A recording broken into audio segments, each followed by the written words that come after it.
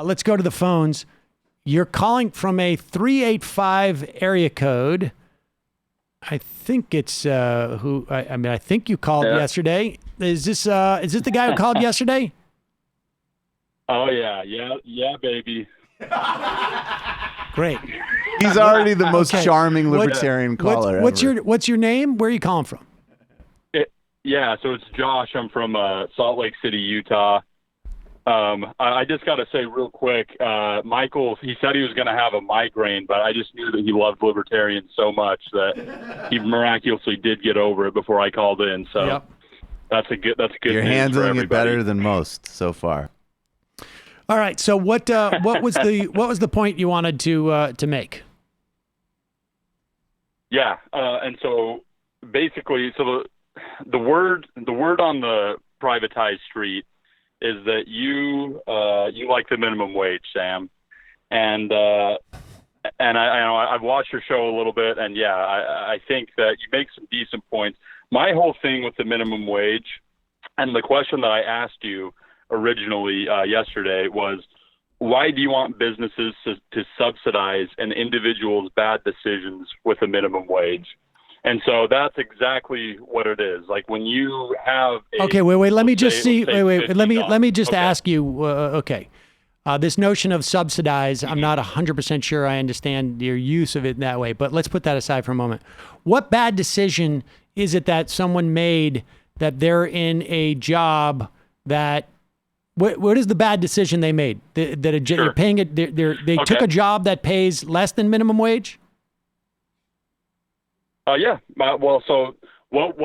here's I can't remember exactly the name of the study. You're going to have to forgive me on that, but at least take it for my word. But there's a study that basically says that in order to have success in America, you have to do three things.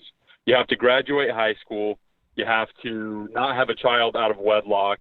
And I'm having a Rick Perry moment. I can't remember the third one. There's another thing. It's like it's graduate high school, don't have a child out of wedlock, and get a job. So the third one is just get a job. So these are the minimum. These are no. These are the. Let me just be clear. Those are the minimum things you need to what in America? To not be permanently in poverty. Okay, so these are these. I mean, study shows, and it's not necessarily. Let me just be clear on what the unnamed study is. You're saying this correlates. It's not necessarily causal. Hey, it's a pretty popular study. Ben Shapiro cites it. In that case, many people cite it. Yeah, here I think we hear it's the Sawhill and Haskins success sequence. This is an AEI paper. Okay. Sounds legit. That you need these 5 rules as a minimum, right? I mean, not everybody who graduates high school or gets a full-time job or gets married before having children and waits at least till get to age 21 to get married and wait until at least age 21 to have children. It turns out there was actually 5 of them. Okay. But I guess maybe there's another AEP paper, a different group that say graduate high school, get a full-time job, get married before having children, and that will. Those are the success sequences. I'm not quite sure what that means. If that guarantees it, or if that's a minimum. It doesn't guarantee. That basically means if you do those three, Sam, if you do those 3 things, you're not going to be in permanent poverty. And so what you want, unfortunately, is you want businesses to step in when people haven't done those 3 things, and you want them to say, all right, well, you've made bad choices. You had kids out of wedlock. You didn't graduate high school, but hey, we're just going to pay you $15 anyway, even though the market that's not exactly what the market would value their labor at. Maybe you would value their labor at $10 or $11. And actually, we can talk about how there are very low skilled jobs that pay way more than even $15 an hour that the market's dictated. But what you want, Sam, is you want businesses, and in particular, who would hurt the most are the small businesses, to subsidize people's bad choices and bad decisions. And that is something I cannot abide by that. Well, okay. First off, let's distinguish between what if they have. You saying that there's no one who graduates high school who has a full-time job and who has no children or hasn't gotten married yet, that they don't So you'd have no problem if someone made all those decisions. You'd have no problem with them with a minimum wage in that instance. Is that your point? At first, I mean, everybody has to start somewhere, and then what happens is you gain skill. No, but I'm asking you, would you have a problem with the minimum wage if it was only for people that that fulfilled the Wilcox and Wang success sequence? No, I would have a problem with the minimum wage because on principle, okay, so you don't get to dictate. Okay, wait. So I'm just trying to get to your point here. So it's not just a consensual relationship. It's not just that you think that these people aren't morally deserving of $15 a minimum or any minimum wage. It's that you have a problem with the government imposing the minimum wage on a business. Yeah, let's go with that. Okay. Now, all right. So let's just stay that, because I think the other stuff, I mean, look, the idea that you don't think that they are morally worthy, I mean, I may not subscribe to your sense of morals. And so, then it's really just like, right? Sam, you don't need a straw man to get your point across. Come on. It's not about moral worthiness. Well, that's what I'm putting that aside. I mean, that success sequence, you're saying, why should they be subsidized for making bad choices? That's just your assessment of bad choices. I mean, do you have a problem with bankruptcy? Okay, wait a sec. Josh, do you have a problem with bankruptcy? Do you have a problem with bankruptcy? Do you have a problem with the concept of bankruptcy? A problem with the concept of it? Yeah. Do you know what bankruptcy is? Bankruptcy is when you have, as an individual or as a business, made poor decisions that have led your business to go out to be cash poor. Sure. You can't pay your bills, so you get protection, and you get bankruptcy. You don't? No. Well, I don't understand why. Because the lenders, because of the private lenders that gave you the loan for the business shouldn't have. That's what happens sometimes. Is you take a risk. It's not just lenders. A loan at it's also vendors. Rate. Therefore, it's also vendors. Okay, you get protection from vendors. Somebody sells you. You have a TV store business, retail, and people sell you the TVs, and you don't pay the bill, and then you go into bankruptcy. You get protection from the vendors as well. Okay. So it's not just lenders; it's just people who sell you stuff, and you don't have the money to pay them back, and so you declare bankruptcy. It's not just lenders. Yep. Yeah. Sure. Okay. But so why do you think that's okay? Why do you think that bad decision that a business person makes and uses bankruptcy is okay? I mean, I'm willing to dispense with this, but don't pretend you're not making a moral decision about these individuals when you don't apply the same thing to bankruptcy, to discharging debts in bankruptcy. But no, I don't know what you're talking about, to be completely honest. Well, you're saying to me that if someone makes the mistake, by not graduating high school or not getting a full-time job or having children before they get married, that mistake makes them unworthy of getting any type of relief from government. Yeah. And I'm telling you, bankruptcy does the same thing. Well, here's the difference, though, Sam. So when you're starting a business, there's no ABC step to have a successful business. Of course there is. ABC steps. Of course there is. Poverty. Of course there is. Of course there's. You don't think I can find a paper that says, here are the 5 things that you need to do to be a success in business? You probably could find that paper, but it's not okay. It's not pragmatic. It's not. Sam, you can't equate. All right, those let's just move on, because I think that I think that's nonsensical. Yeah. Okay, Josh, I think it's quite clear that I was not straw manning you on that, but I'm willing to move past that, because it's clear that you have a different set of standards for people who would get the minimum wage than people who use bankruptcy. That's fine, but you have a problem with the government imposing on businesses what the minimum wage would be, right? Yeah, I do have a problem with that. Why? Because that goes back to my question. You're basically subsidizing people's bad decisions. So what happens? What you need to do. So would you have a problem with the government doing it? Would you have a problem with the government doing it if the workers met your 3 special requirements from the American Enterprise Institute? Yes, I would, because okay, so yes, then you don't have a problem. It's not because they made a bad decision. You have a problem with government, just in general, imposing a minimum wage on businesses. Yeah, well, I have a lot of reasons for that. It's not just what we were talking about heretofore. It's also those minimum wage laws end up hurting the people they're intended to help the most. That's not true. You don't have data for that. But why don't we stay with one point at a time? Do you think the government has a right to tell a business you must have a minimum wage? Do I does the government have the right? No. No. Do you think the government has a right to say to a business, you must have safe working conditions for workers? Yes. Well, how do you square those two things?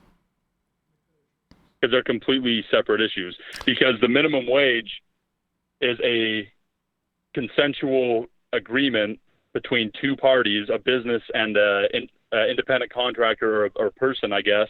And they're saying, hey, I'm going to do X amount of work, even if it's under $15 an hour. I'm going to complete that labor for this price. Now, when you have safety in the workplace issues, the person might not have known that there was safety issues in the workplace. What if the person knows that it's dangerous to work on a construction site? Uh-huh. Yeah, anybody can tell you that it's dangerous to work on a construction site. So if he agrees, then we don't need to have any safety regulations. Is that what you're saying? I mean, you're making a classic freedom of contract argument to me, and I'm asking why you decide that one part of the compensation package is you can enter freely, but the other you can't. Well, so do you think that overtime laws should exist? Like, you don't always know. Do you think overtime laws should exist? Do you think Man, you got to let me finish. You got to let me finish my point. Josh, do you think overtime laws should exist? No, I don't. Okay. And do you think that child labor laws should exist? Yes, I do. Why can't a parent say to their kids, "You're going to work"? Because before you're a kid, before you're an adult, your prefrontal cortex is not fully developed. You can't make informed, rational decisions at that point. I'm the kid's parent. I'm making the decision for them. Well, you can't. They're not your property. You're not. Your parents can't make decisions for you as a kid in that sense, because you're not. You're your own human being. You can do whatever you want to do. Is that right? Yeah. Nobody's arguing that. Nobody's arguing that. That kids are slaves that have to do anything their parents want. No, it should be illegal, because it, like I said, when you before the age of like 20 years old, let's say, I'm not a scientist, but let's say before the years of 20, your prefrontal cortex is not developed. You can't make informed decisions. So no, you shouldn't be able to sign contracts in order to do labor based on that. And so, but back to the root of the issue. Are you not subsidizing an individual? You haven't answered the question, because are you not subsidizing bad individual choices by saying, hey, no matter what you do, you're going to get $15 an hour? How about this, Sam? Do you think that somebody should be able to live in Malibu and flip burgers as a career? Do I think someone should be able to live in Malibu? I mean, I don't know. Are there any burger stores in Malibu? Do they need to eat burgers? I don't understand. I'll be at the Homeowners Association later. First, I need to flip some patties. But no, that's my entire point. I support that. That's your entire point? Yes, this is what we're always saying. I think people who flip burgers should be able to live in Malibu and not be able to live in Malibu. I agree with that. Also, when you read the Wilcox-Lang thing, don't you want to say it in the Borat voice? Let me finish my point. Go ahead. Okay. Well, my point with that was, so there are burger places in Malibu, obviously, but the cost of living in Malibu is pretty dang high. Or you can choose San Francisco, or probably where you're at in Brooklyn. So they're going to pay more money. If there's a minimum wage, they're going to pay $15 an hour. If there's no minimum wage, then there's going to be a bunch of people that say, hey, I can't afford to live in Malibu flipping burgers. I'm going to move to Texas or something like that. And so since people wouldn't be wouldn't be employed by those burger joints, they would have to increase their wages. That's why the market is so fantastic, because when it turns out that people are going to make good, rational choices for themselves. Right. And so, but the government coming in and saying, no, it's going to be, the minimum wage is going to be $15 an hour. Right. Even in Malibu. Well, what's going to happen is the business is going to charge. I got to be honest with you. Josh, I think it should be higher in Malibu. I think it should be higher in Malibu. I think 15 as a national wage, because that would put it, at least somewhere in line as to where it was relative to productivity and inflation, 35, 40 years ago. And I would say that in places like Malibu, the minimum wage should be higher. And I think we should allow a place like Malibu to raise. I mean, we do see states, in fact, raise the minimum wage above the federal standards. I don't know if you have a problem with that, with state governments doing it. I would imagine you do. And the subsidizing bad decisions, that's just silliness to me, because you and I don't know what the situation of those minimum wage workers are or aren't. And certainly you wouldn't want a law that just says only people who do the Wang-Wilcox, success sequence are eligible for a minimum wage. No, I think that the government has a right to do it in the same way they have a right to regulate other commerce, other aspects of commerce. And I don't know what it means to be, I don't really spend too much time thinking about whether burger flippers should be allowed to live in Malibu or not. I'm not sure, But Sam, I just want to know what it is about the private sector that gives them more authority than the state, which is at least hypothetically governed by democracy. Like, why should they get to set people's wages and people's standards of living? They're the ones that got the loan to start a business. So of course they have more authority on who they can hire and what wage they. This sounds like a moralistic argument, but on who they can hire, because guess what? Newsflash, the government isn't the one that took the risk. Oh, the government. How did people get to that restaurant with the burger flipping? How do they get to the restaurant with the burger flipping? Here we go. They got there on a road. Really, on a road? Private road? You know what? But was it a private road? And here's where I'll agree. What gives wait. them money Wait. value? Excuse me. Where did what is the infrastructure? How did the infrastructure get there? That's actually, I'm glad you guys are so interested in my tax plan, because what I would do if I was president of the United States, so I'm not, the problem with libertarians, I'll say this as a quick caveat. I know you need other guests on the show, but as a quick caveat, the problem with libertarians is that, there's no really one consensus thing about what a libertarian is. So for me personally, I do think that there should be some income tax. What I would do if I were president of the United States is I would lower the income tax, but I would hike the death tax way up, because I just think that in this life, what we should get and what we should do are we should get the fruits of our labor. And so I don't think that if you're a billionaire, 100 generations down the line, your great grandkids should be set for life. I don't think that that's fair. So I think that we should increase the death tax. We should decrease the income tax and other taxes, and then that we could definitely fund roads, and we could fund the necessary functions of government, because there is a proper rule of government for sure. Right. It sets up businesses to succeed. Correct? You follow the Wilcox Wang success manual. I mean, the bottom. You make a baby. I mean, Josh, you go to a high school. The point is, you make a man. The point is that the government has the authority to do this because these businesses can't exist without the government and society. And we as a society make a decision, and it's a political decision. Do we want people to be able, if they are working full-time job, part-time job, obviously, to get paid per hour if it's a minimum wage situation, do we want them to be able to make a basic subsistence salary on this? And the answer is, but they can already do yes. that without a minimum wage. They can already do that without. Well, then we don't wage. need a minimum wage, and it's irrelevant. Then Exactly. in practice, it would be completely irrelevant. So why would you call in about something that's not going to have any implications for anybody? No. You're misunderstanding me. No, in some places you can't. No, like I said, in Malibu, you couldn't live off $7.25 or whatever the minimum. I don't know what the minimum wage in California is. No, yeah, you're right about that. But that's why you move. Like you can. Okay, so for example, I was just in Texas. They have a big old. All right, Josh. And You're talking about someone. $18 an hour to Josh, be a clerk. Josh. So why can't they move? Josh, to how much Malibu money do you to think, Texas in if they your hate the money mind, so bad? this guy, this hamburger flipper, how much money do you think this guy has in reserve?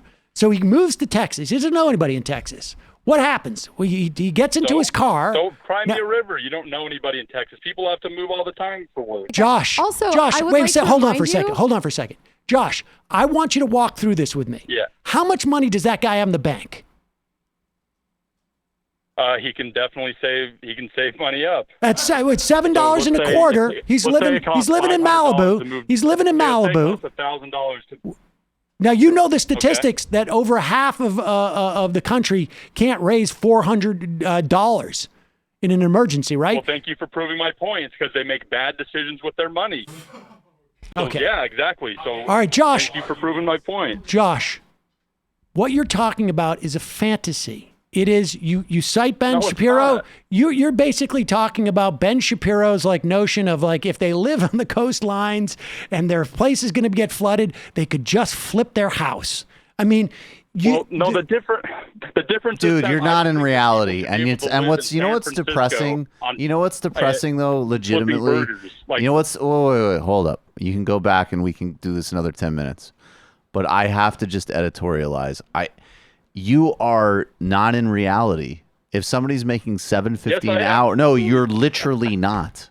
If somebody does not have the capacity to save because their actual wages do not cover any of their immediate expense or all of their immediate expenses, then they cannot save. In fact, that's math.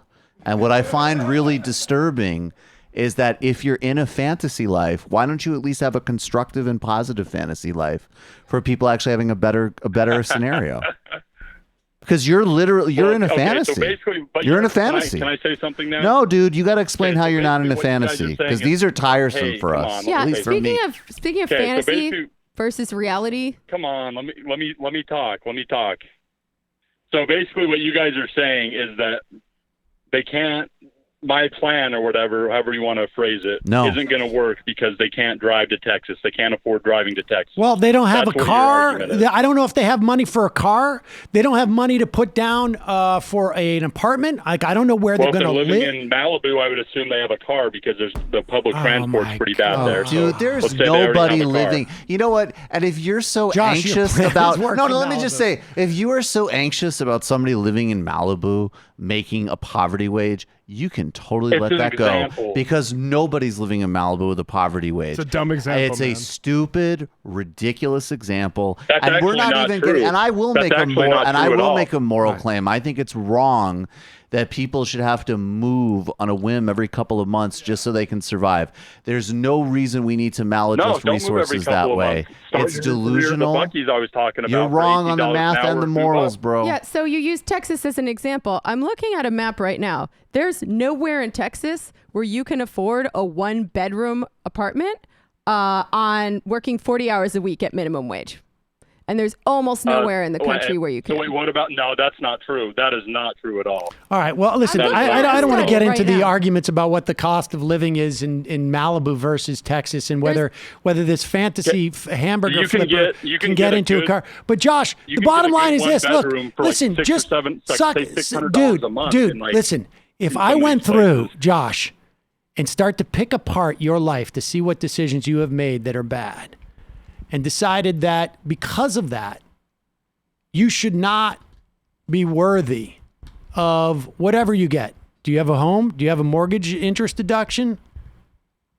Do you own your own home, Josh? No, not right now. Not right now. No. I don't think you should be able to eat after making this call. I mean, Josh. honestly, That's like I have a feeling that if I was to comb through there, I would find a moral reason to deny you, if I wanted to, some basic subsistence. But wait, you don't have a house and you have time to call a show in the middle of the day? Guys, okay, I think maybe I've done a bad job of like I'm sympathetic to people. Like I definitely think that you shouldn't, like, obviously you don't want to be living off of $9 an hour. Nobody would argue that. But it's your what decision. I'm saying is you're not helping people by having these minimum wage, quote unquote, living wage situations where they can just get by. You want people to thrive, not just survive, right? Well, now you're making a whole other argument. Josh, first of all, anybody who has had any success would never say that I'm in a better position to have success if I'm making $9 an hour than I am making $15 an hour. Because $15 an hour gives you a breathing space to take more risk. You know, in your fantasy world, where all it takes is just some gumption and you can succeed. In order to buy a copy, provides you more opportunity to take risk. Everybody knows this. That's why Josh. And I don't know, I mean, maybe this is a guess, but I imagine that you came from a decent family that has a decent amount of money and opportunity. I'm sure you worked your way up the ladder, but it was always nice to have that safety net of your family. Oh, yeah. Right. There's other people who don't have that. There's other people who don't have that. There are other people who don't have that. And even if your folks had not given you an extra buck, the fact that you had that safety net meant that you could take more risks than someone who, if they stumbled, end up having no safety net. And you need to start appreciating that, Josh, because when you do, when you start to reflect on what your advantages, even if they aren't direct, even if they're just in the back of your mind, have contributed to your success, you need to contemplate, what if I didn't have that? What if my family did not exist, and if I was on the streets, weren't there? Yeah, I'm appealing to emotion. Came from nothing. Yeah, I'm appealing to emotion because we're human beings. And the fact of the matter is that you would not make the same set of decisions if you didn't know that if you faltered, you had a backup plan that had nothing to do with you, but had to do with your family. But also, he's doing is he's articulating Rawls, which is the most basic moral liberal. There's nothing radical about it. If you spent less time like reading silly internet threads and read some intro to moral political philosophy. No, I'm serious. This is Rawls's thought experiment, and you should love it. It's a thought experiment. How would you design a society from scratch if you didn't know where you were in it? That's the opening question. That's it. It's Josh, not complicated. I appreciate know the call. If you've ever supported yourself on a minimum wage job. We all know the answer to that. Yeah, well, with no help from anyone. Thankfully, I've gotten good enough jobs. I mean, I have worked minimum wage jobs before. I'm not going to lie to you and say you had backing. Supported myself. Yeah. I just like to point out that the AEI is backed off of this success sequence nonsense. But you guys but the problem. Oh, wait a second. Late breaking. We have a late breaking problem. You're appealing to emotion. Let me appeal to the American Enterprise Institute. Hold on, Josh. We got some late breaking facts. We got some late breaking facts on your AEI success sequence. What happened to it? So they've backed off the correlation and causation thing of like you can just do this as a get out. So here's a choice phrase. Looked at this way, the elements of the success sequence are less the cause of a good life than markers of such life already underway. So structural things like being able to finish high school, for instance, means that you already have a life that can get you through high school. And there are certain things like, and talk about like moving across the country. Financially speaking, if you're like family becomes much more important when you're poor. So like just having to move across the country, this is why we were saying you are not in reality, pal. And read John Rawls and put down. People are disincentivized from getting married because they lose welfare. I think we've given you a lot of time. Read some John Rawls instead of The Secret, bro. Last word. Final word. Final word, Josh. Go. He is a safety net. Final word. Yeah. Let me. All right, let me call back again sometime. I'd love to continue the conversation. Of course, anytime, But, Josh. I appreciate the call. Anytime when Sam's Okay, hosting. I take it you guys. You're not welcome. You guys won't be voting for Vermin Supreme this upcoming election. If there's anything that has to do with the Libertarian candidate, it'll be for me. I appreciate the call. If Yomar had a minimum wage, I would oppose it for you, John. I do love Vermin Supreme, though. Met him a few times. He's pretty cool. You're delusional, man.